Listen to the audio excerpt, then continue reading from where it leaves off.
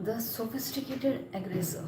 Okay. In late 1857, Maurice B. Clark, a 20-year-old Englishman living in Cleveland, Ohio, made the in 1857. Maurice B. Clark, a 20-year-old Englishman living in Cleveland, Ohio, made the most important decision yet in his young life. He would he would quit his comfortable job as a high level buyer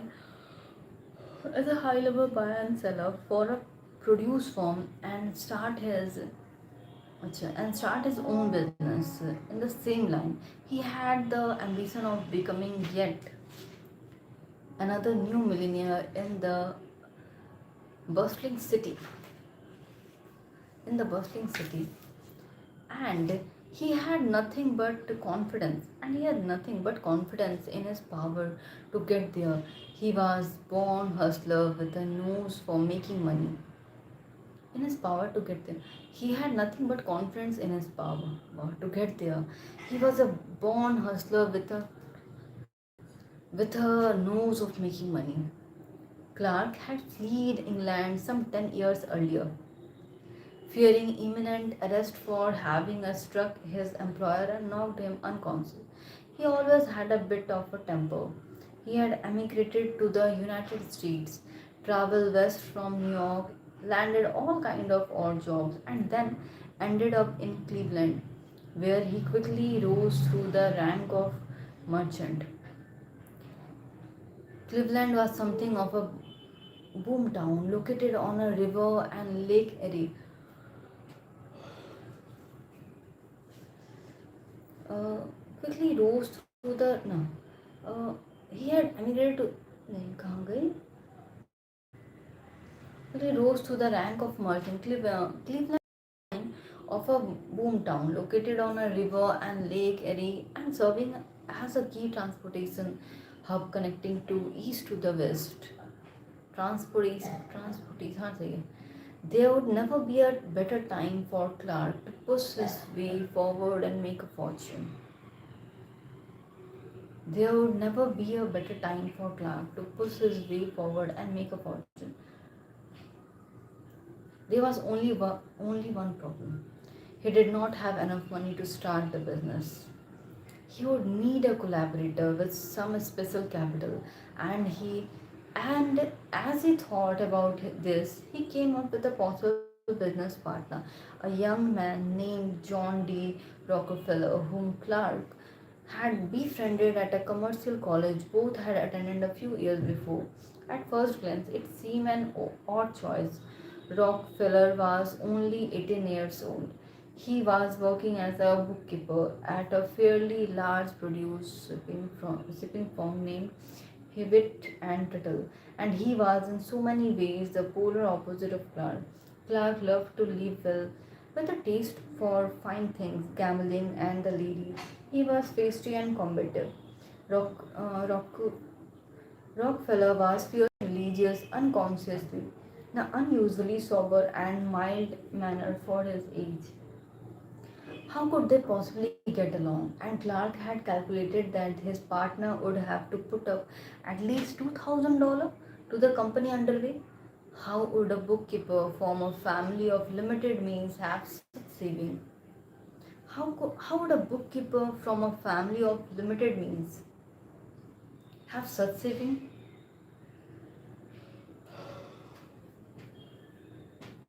How would a bookkeeper from a family of limited means have such saving? On the other hand, in his 2 years of Hewitt and Tuttle, Rockefeller had earned a reputation as one of the most fiercely efficient and honest clerk in town, a man who could be relied upon to account for every penny spent and keep the company in the black. More important, as Rockefeller was so young, Clark could dominate the relationship. It was worth asking him. To Clark's surprise, to Clark's surprise, when he suggested the partnership, Rockefeller not only jumped at the opportunity with uncharacterized zeal but quickly came up with the $2,000 Somehow, borrowing the funds, Rockefeller quit his job, and the new company called Clark and Rockefeller opened for business in April 1858. In its called Clark and Rockefeller opened for business in April 1858.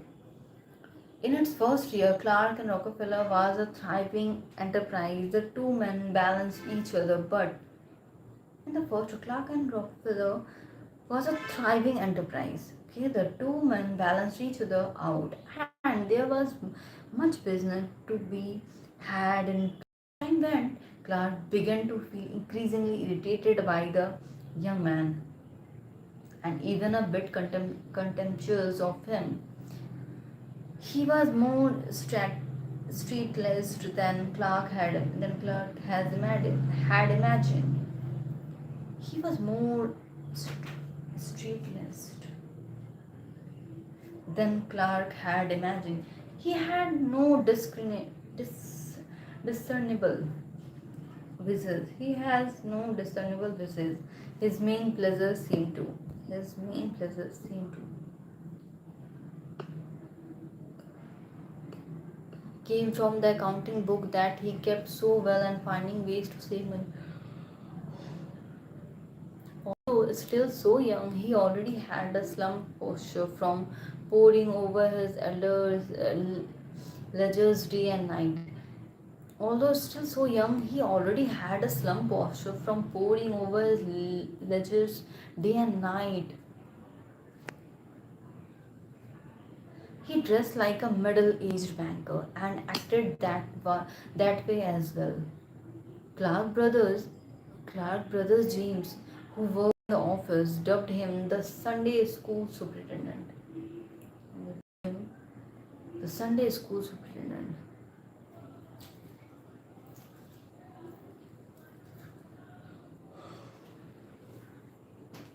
यहाँ तक okay.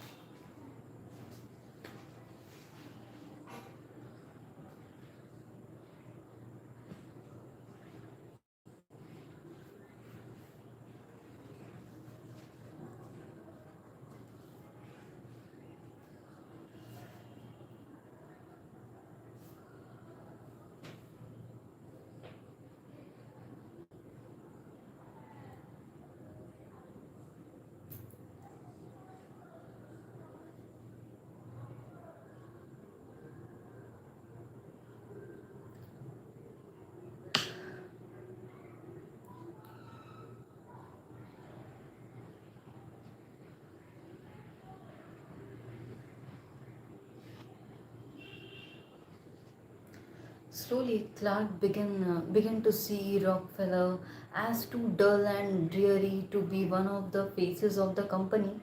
Clark brought in a new partner from an elite Cleveland family and dropped Rockefeller, name from the company title, hoping that would draw even more business. Surprisingly, Rockefeller did not seem to object to this.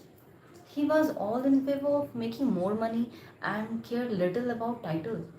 Their produce business was booming, but soon word spread through Cleveland of a new commodity and could spark the region's equivalent of a gold rush. The recent discovery of rich veins of oil in nearby western Pensil, uh, Pennsylvania. In 1862, a young Englishman named Samuel Andrews, an entrepreneur who had no clerk in England, who had known Clark in England, visited their office and pleaded with Clark to become partner in the oil business. He bragged of the limitless potential in oil. He bragged of the limitless potential in oil, the lucrative series of products that could be made out of the material and the cheapness of producing them. With just a little capital, they could start their own refinery and make a fortune.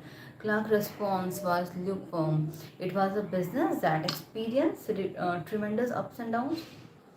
Clark's response was lukewarm. It was a business that experienced tremendous ups and downs, prices continually rising and falling, and with the Civil War now ragging, it seemed a bad time to commit so fully. It would be better to get involved on some lower level. But then Andrews gave his pitch to Rockefeller, and something seemed to spark to life in the young man's eyes. Rockefeller, no, Rockefeller and something seemed to spark to life in the young man's eyes. Rockefeller convinced Clark that they should found the refinery. He would personally ensure its success. Clark had never seen Rockefeller so enthusiastic about anything. Clark had never seen Rockefeller so enthusiastic about anything. It must mean something, he thought, and so he relented to the pressure from the two men. In 1863, they formed a new refining business uh, called Andrews, Clark and Company. That same year, 20 other refineries sprouted up in Cleveland, and the competition was fierce to Clark. It was quite amusing to watch Rockefeller in action. He spent hours in the refinery, sweeping the floor, polishing the metal, rolling out barrels, checking hoops. It was like a love affair. He worked well into the night trying to figure out ways to streamline the refinery and squeeze more money out of it. Figure out ways to streamline the refinery and squeeze more money out of it. It had become the principal generator of profit for their firm, and Clark could not help but be pleased that he had agreed to fund it. Oil, however, had become Rockefeller obsession, and he constantly bombarded. Oil, however, had become Rockefeller's obsession, and he constantly bombarded Clark with new ideas for expansion, all at a time when the price of oil was fluctuating more than ever. Clark told him to go more slowly. More slowly, he found the chaos in the oil business unnerving. Unnerving. Okay? Unnerving.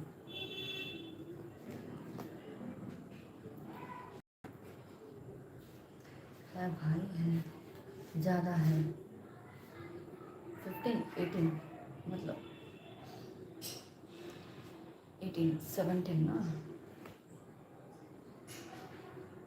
18 and 17 17 13 14